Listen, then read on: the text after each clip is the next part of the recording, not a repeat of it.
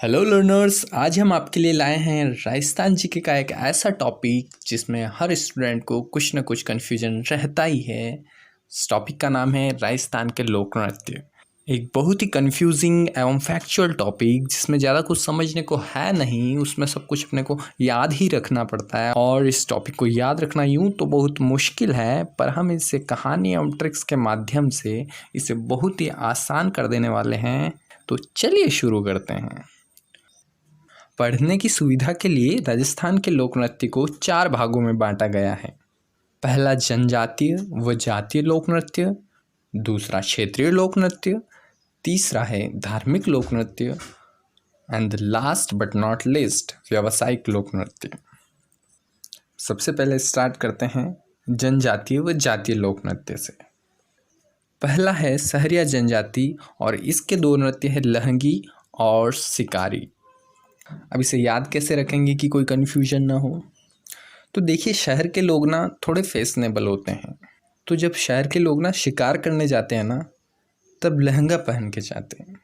हमको बस इतना ही याद रखना है कि शहर के लोग ना जब शिकार करने जाते हैं ना, क्योंकि वो फैशनेबल होते हैं, तो जब शिकार करने जाते हैं ना तो वो लहंगा पहन के जाते हैं।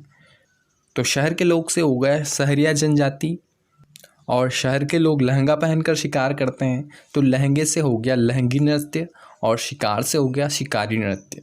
तो शहर के लोग फैशनेबल होते हैं तो लहंगा पहन के शिकार करते हैं। दूसरी जनजाति है कथौड़ी जनजाति। इसके 2 प्रमुख नृत्य होली नृत्य और मावलिया नृत्य है। तो इन्हें कैसे याद रखेंगे? तो इन्हें याद रखने की सबसे आसान ट्रिक यह है कि मैंने होली के दिन मावा लिया और उसे हथौड़ी से तोड़ा। देखिए, होली को कोई ना कोई मिठाई तो लेते ही हैं, पर मैंने मावा लिया और वो मावा इतना सूख गया था कि मैंने उसे हथौड़ी से तोड़ा। तो ट्रिक क्या हो जाएगी कि मैंने होली के दिन मावा लिया और उसे हथौड़ी से तोड़ा। तो होली के दिन से हो जाएगा अपना होली नृत्य और मावा लिया से मावलिया नृत्य हो जाएगा। और मावा इतना सूख गया था कि मैंने हथौड़ी से तोड़ा, तो हथौड़ी से हो जाएगा अपनी कथौड़ी जनजाति। तो होली और मावलिया नृत्य कथौड़ी जनजाति के हो जाएंगे। मैंने होली के दिन मावा लिया और मावा इतना सूख गया था, इसलिए मैंने उसे हथौड़ी से तोड़ा। नेक्स्ट जनजाति है कंजर जनजाति। इसके 2 प्रमुख नृत्य धाकड़ नृत्य व चक्री नृत्य हैं। आपको पता हो कि लोकल भाषा में, लोकल लैंग्वेज में कंजर हम एक आवारा टाइप के लोगों को बोलते हैं। तो भाई ट्रिक यह है कि कंजर आदमी ना ऐसा धक्का देता है, जो कंजर लोग होते हैं ना ऐसा धक्का देता है कि चक्कर दिला देता है। अब कंजर किसी को धक्का देगा तो चक्कर तो आएंगे ही ना।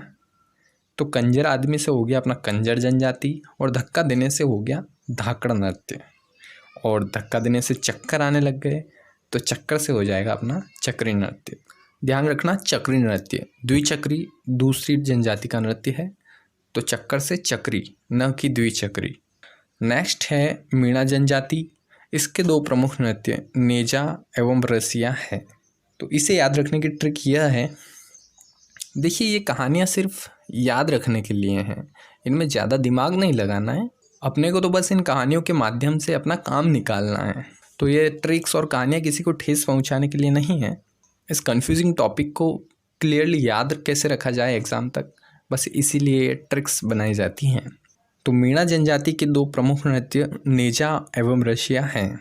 अब एक लड़की है मीना, जिसके प्रेमी का नाम है रसिया।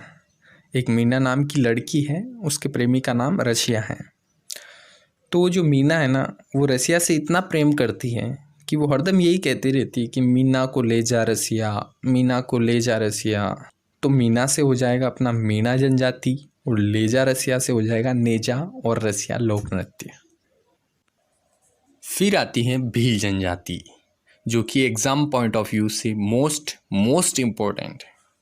इसके नृत्य हैं गौरी नृत्य, हाथीमना, गैर नृत्य, द्विचक्री नृत्य, घूमरा नृत्य। ध्यान रहे घूमरा न कि घूमर नृत्य, है ना, घूमरा नृत्य। नेजा नृत्य मीणा जनजाति भी करती है। हमने अभी पढ़ा था मीना को लेजा रसिया, तो नेजा नृत्य भील जनजाति भी करती है और मीणा जनजाति भी करती हैं। और द लास्ट वन इज युद्ध नृत्य। अब इस कहानी को थोड़ा ध्यान से सुनिएगा, क्योंकि इसमें नृत्यों की संख्या थोड़ी ज़्यादा है, तो इसे ध्यान से सुनिएगा। बहुत ही इंटरेस्टिंग कहानी है कि एक बार क्या हुआ, मैं एक झील में फंस गया। अब इसे नृत्यों से ना जोड़ें, इसे सिर्फ एक कहानी के माध्यम से सुने, कहानी को एंजॉय करें। कि एक बार क्या हुआ, मैं झील में नहाने गया तो मुझे एक गंवार हाथी ने घेर लिया। अब गंवार हाथी ने घेर लिया तो मैं डर गया। तो फिर मैं वहाँ से 2 चक्कर घूमा, 2 बार घूमा और हाथी से बचने के लिए नेजा युद्ध किया। लर्नर्स, इस कहानी को थोड़ा ध्यान से सुनिएगा, कहानी बड़ी इंटरेस्टिंग है और एक ही बार में भील जनजाति के सारे नृत्य करवा देगी, ये गारंटी है मेरी। तो अब मैं हाथी से 2-2 हाथ तो कर नहीं सकता ना, इसलिए मैंने हाथी से नेजा युद्ध किया। अब नेजा युद्ध क्या होता है ये मुझे भी नहीं पता आपको तो बस याद रखना है कि नेजा युद्ध किया, क्योंकि हाथी से हम ऐसे तो लड़ नहीं सकते हैं, तो हाथी से मैंने नेजा युद्ध किया। तो कहानी को एक बार फिर सुनिए। तो क्या हुआ, मैं एक बार झील में नहाने गया, वहाँ पे गंवार हाथी ने मुझे घेर लिया। वहाँ पे गंवार हाथी ने मुझे घेर लिया और फिर मैंने बचने के लिए झील में ही 2 चक्कर घूमा और फिर जब मुझे कोई रास्ता नज़र नहीं आया तो मैंने हाथी से नेजा युद्ध किया। तो चलिए अब इस कहानी को हम अपने लोक नृत्य से जोड़ते हैं।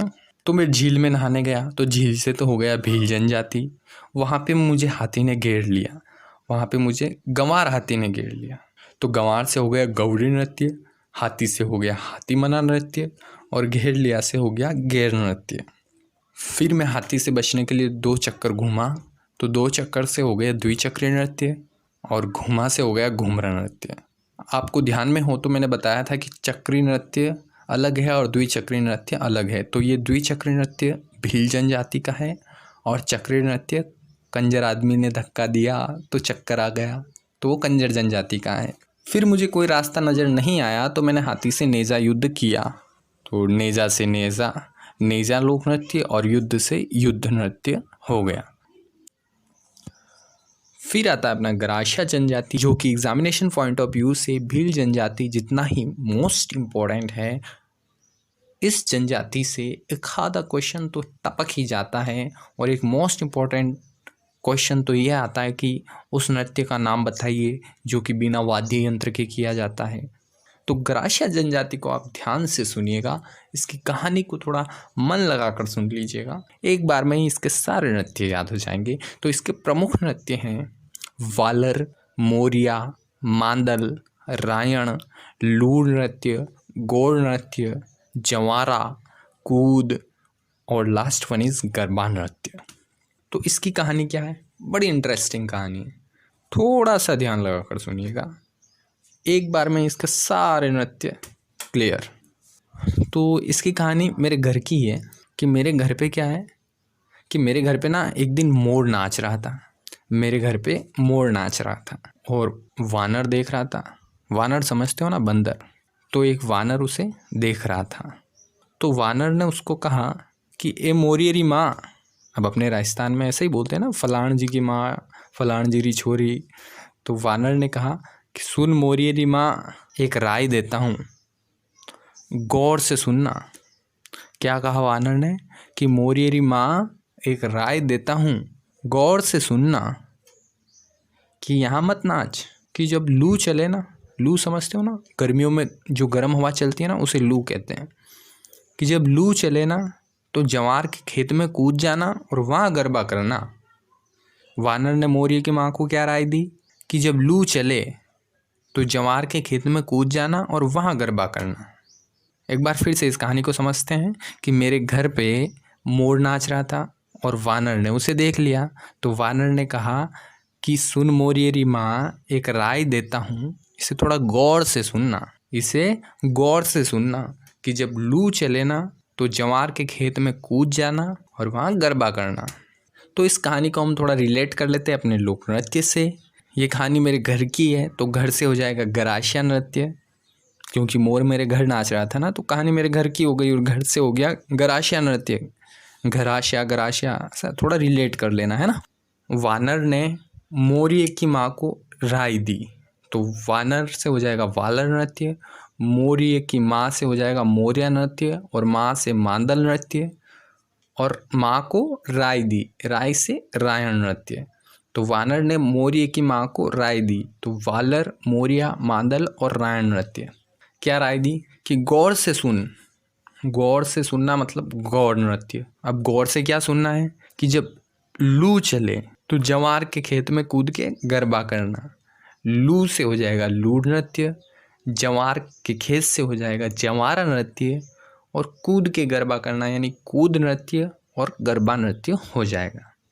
तो एक बार फिर से ट्रिक पे नज़र मारते हैं कि वानर ने मौर्य की माँ को राय दी कि गौर से सुन कि जब लू चले तो जवार के खेत में कूद जाना और वहाँ गरबा करना।